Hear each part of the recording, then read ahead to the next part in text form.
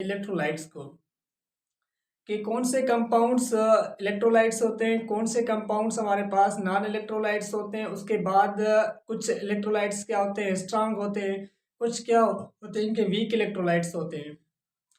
कैसे हमें पता चलेगा कौन सा कंपाउंड्स वीक इलेक्ट्रोलाइट से, कौन सा कंपाउंड्स क्या है कि स्ट्रांग इलेक्ट्रोलाइट से। आज हम इन कंपाउंड्स को डिटेल से डिस्कस करेंगे, क्योंकि हमारे पास क्या है कि ऊपर 2 मंथ के बाद एग्जाम्स हैं, और एग्जाम्स भी वो पहले सिम टेस्ट के एग्जाम्स क्या होता था कि बोर्ड वाले खुद लेते थे, तो काफ़ी सिस्टम कुछ मतलब कि चल जाता था स्टूडेंट्स का। अब ये एग्जाम्स क्या है कि थर्ड पार्टी ले रही है, तो आपको ज़्यादा प्रिपरेशंस करनी होगी, ज़्यादा मेहनत करनी होगी, उसके बाद आप अच्छे में कुछ मार्क्स ले पाएंगे। अब देखें कि कॉन्सेप्ट ऑफ इलेक्ट्रोलाइट्स, मतलब कि इलेक्ट्रोलाइट्स कौन से होते हैं। पहले तो आप दोनों में ये डिफरेंस पास देखें कि इलेक्ट्रोलाइट्स और नॉन इलेक्ट्रोलाइट्स में डिफरेंस क्या होता है। ऐसे कंपाउंड्स जो करंट को पास करवाते हैं, जिनमें से करंट पास हो जाता है, वो कंपाउंड्स हमारे पास, वो मटेरियल हमारे पास क्या कहलाता है, इलेक्ट्रोलाइट्स कहलाता है।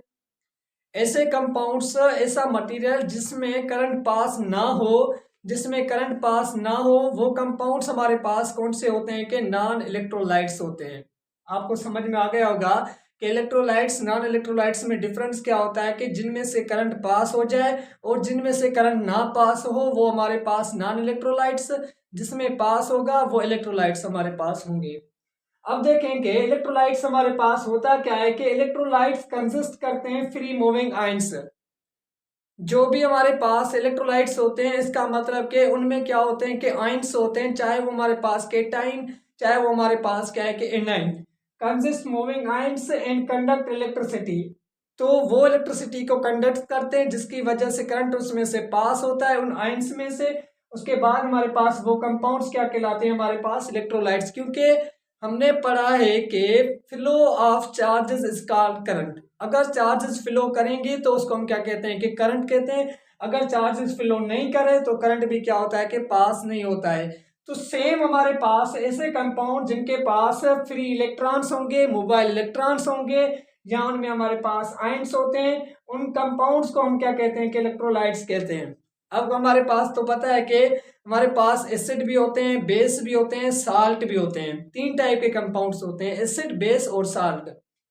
अब एसिड, बेस और साल्ट जब हमारे पास मोल्टन स्टेट्स में होते हैं, या जो वो हमारे पास अक्वा स्टेट्स में होते हैं, मतलब के वो वाटर में डिजॉल्व होते हैं, जब एसिड, बेस या साल्ट, तो वो कंपाउंड्स हमारे पास इलेक्ट्रिसिटी को क्या करवाते हैं, कंडक्ट कराते हैं। उनमें से करंट क्या होता है कि पास होता है, अगर उनके पास आयंस होंगे तो। अगर वो आयोनाइज होंगे तो। अगर वो आयोनाइज नहीं हो रहे, आयंस फॉर्म में कन्वर्ट नहीं हो रहे, तो इसका मतलब कि वो हमारे पास कंपाउंड्स क्या होगा, नॉन इलेक्ट्रोलाइट्स होगा। ऐसा कंपाउंड्स जो आयोनाइज हो जाए, आयंस फॉर्म में कन्वर्ट हो जाए, और वो हमारे पास मोल्टन स्टेट में या हमारे पास aqueous सॉल्यूशंस में, तो वो हमारे पास क्या कहलाएगा, इलेक्ट्रोलाइट्स कहलाएगा। अब यही हमारे पास क्या होते हैं कि कुछ कंपाउंड्स हमारे पास क्या होते हैं कि स्ट्रांग इलेक्ट्रोलाइट्स होते हैं, स्ट्रांग इलेक्ट्रोलाइट्स होते हैं। कुछ हमारे पास क्या होते हैं कि हमारे पास वीक इलेक्ट्रोलाइट्स होते हैं, इलेक्ट्रोलाइट्स होते हैं। 2 टाइप के कंपाउंड्स, स्ट्रांग और वीक। अब देखें कि स्ट्रांग में हमारे पास एसिड भी होते हैं और बेस भी होते हैं, और हमारे पास कौन से कंपाउंड्स, जो हमारे पास साल्ट, वो भी इस क्या होते हैं कि हमारे पास एसिड, बेस, साल्ट क्या होते हैं कि स्ट्रांग में आते हैं। अब स्ट्रांग कौन से हो सकते हैं, total strong acid, total strong base, total हमारे पास स्ट्रांग जो साल्ट होते हैं, वो कंपाउंड्स क्या होते हैं कि स्ट्रांग इलेक्ट्रोलाइट्स होते हैं। क्योंकि स्ट्रांग एसिड हमारे पास वो स्ट्रांग एसिड कंपाउंड्स कहलाते हैं जिनमें से H+ आयंस, या जो हमारे पास इसी तरीके से वो आयोनाइज हो जाते हैं, कंप्लीट आयोनाइज हो जाते हैं, वो कंपाउंड्स हमारे पास क्या कहलाते हैं, स्ट्रांग एसिड कहलाते हैं। जैसे एग्जांपल हमारे पास है कि अगर आप HCl को वाटर में आयोनाइज करें, तो वो कंप्लीट हमारे पास H++ में क्लोरीन नेगेटिव आयंस क्या होता है कि HCl अगर 100% ये हमारे पास Cl, इसको आपने वाटर में ऐड किया तो 100% से क्या हो जाता है कि आयोनाइज हो जाता है, आयंस फॉर्म में कन्वर्ट हो जाता है। इसलिए ये कंपाउंड्स क्या कहलाता है, स्ट्रांग हमारे पास एसिड कहलाता है। तो strong acid, strong base, strong जो साल्ट होते हैं ना, वो टोटली कंपाउंड्स क्या होते हैं कि स्ट्रांग इलेक्ट्रोलाइट्स होते हैं। एग्जाम्पल आपके पास एसिड में हमारे पास कौन से होंगे, HCl हमारे पास हो गया, यहाँ हमारे पास H2SO4 हो गया, यहाँ हमारे पास क्या है कि HNO3 हमारे पास हो गया। अब ये कंपाउंड्स क्या होते हैं कि सिट्रिक एसिड खुद हमारे पास हो गया। ये कंपाउंड्स हमारे पास क्या होते हैं, स्ट्रांग एसिड होते हैं, कंप्लीट आयोनाइज हो जाते हैं। जो आयंस, जितने ज्यादा आयंस उतने ज्यादा हमारे पास इलेक्ट्रोलाइट्स होंगे। ठीक है, अगर इस तरीके से आप नहीं समझ रहे हैं, थर्ड एग्जांपल समझें कि अगर किसी भी मॉलिक्यूल्स में पोलैरिटी ज्यादा होगी, अगर किसी भी मॉलिक्यूल्स में आयोनिक कैरेक्टर्स ज्यादा होंगे, तो वो कंपाउंड्स हमारे पास कौन सा होगा, स्ट्रांग इलेक्ट्रोलाइट्स होगा। अगर किसी भी कंपाउंड्स में पोलैरिटी ज्यादा है, इसका मतलब कि वो स्ट्रांग हमारे पास क्या होगा, इलेक्ट्रोलाइट्स होगा।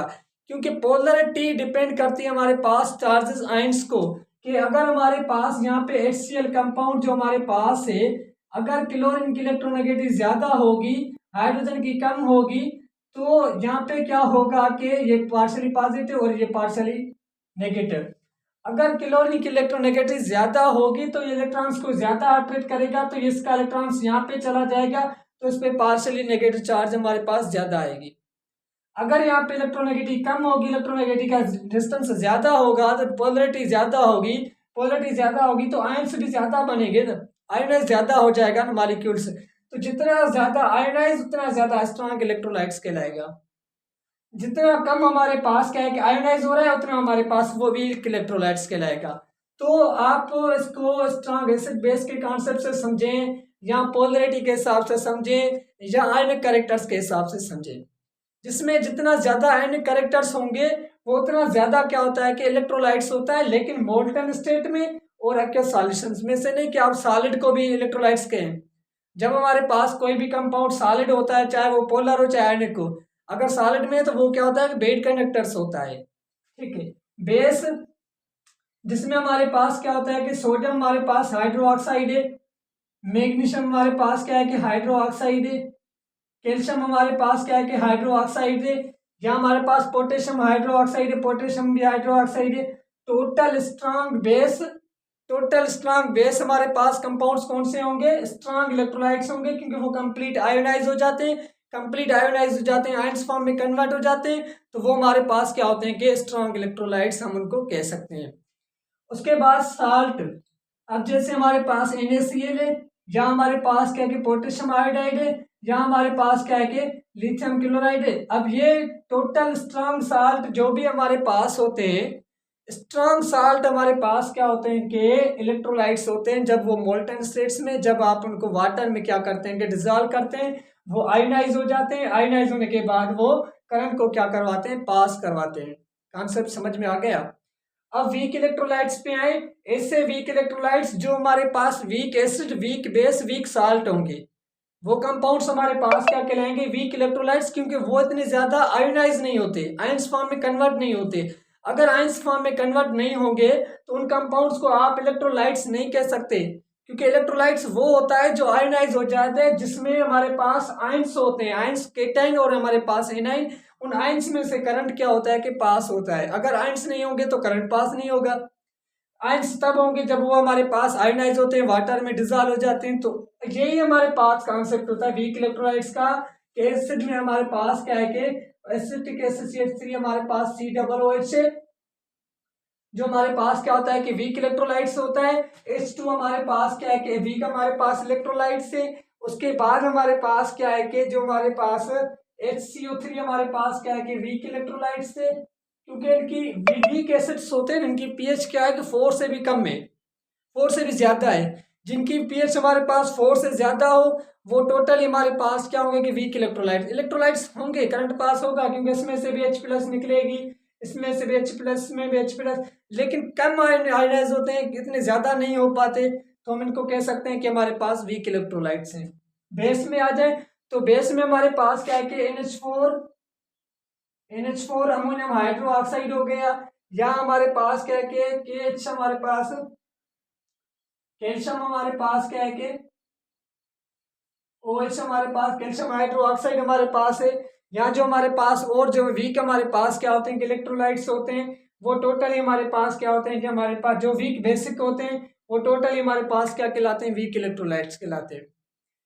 सेम एग्जांपल हमारे पास वीक जो हमारे पास साल्ट होंगे वो भी हमारे पास क्या होंगे कि हमारे पास ऐसे साल्ट जो आयोनाइज नहीं होते। जैसे हमारे पास AgCl सिल्वर क्लोराइड को आप वाटर में ऐड करेंगे वो आयोनाइज नहीं होता। जो हमारे पास लीड हमारे पास क्या है, Pb हमारे पास आयोडाइड होता है, वो भी वाटर में आयोडाइड जो हमारे पास आयोनाइज ही नहीं होता। इसका मतलब कि ये भी कंपाउंड्स हमारे पास क्या है कि वीक साल्ट है, तो वीक साल्ट हमारे पास वीक इलेक्ट्रोलाइट्स। ठीक है, जो कंपाउंड्स आयोनाइज नहीं हो, हमारे पास ब्रेकडाउन ना हो आयंस फॉर्म में, तो वो कंपाउंड्स हमारे पास क्या कहलाएंगे, वीक इलेक्ट्रोलाइट्स। जो आयनाइज हो जाएंगे, ब्रेकडाउन हो जाएंगे, वो स्ट्रांग इलेक्ट्रोलाइट्स होंगे। तो ये कॉन्सेप्ट आपको समझ में आ गया होगा। आगे जो हमारे पास नेक्स्ट टॉपिक होगा उसमें हम डिस्कस करेंगे कि हमारे पास इलेक्ट्रोलाइटिक सेल क्या होता है, गैल्वेनिक सेल क्या होता है, उसके बाद बैटरी या जो हमारे पास और सेल्स हैं उनको हम डिस्कस करेंगे। अगर यहाँ पे कोई कंफ्यूजन, कोई क्वेश्चन कुछ भी है तो आप कह सकते हैं, हम आपको इसके नोट्स भी प्रोवाइड करेंगे। जो हमारे पास टॉपिक्स अगर आपको क्लियर नहीं हो रहे कोई भी टॉपिक है तो वो कमेंट में बता दें, इंशाल्लाह हम वो भी आपको टॉपिक यहाँ पे क्लियर करवा देंगे। थैंक यू, अल्लाह हाफिज़।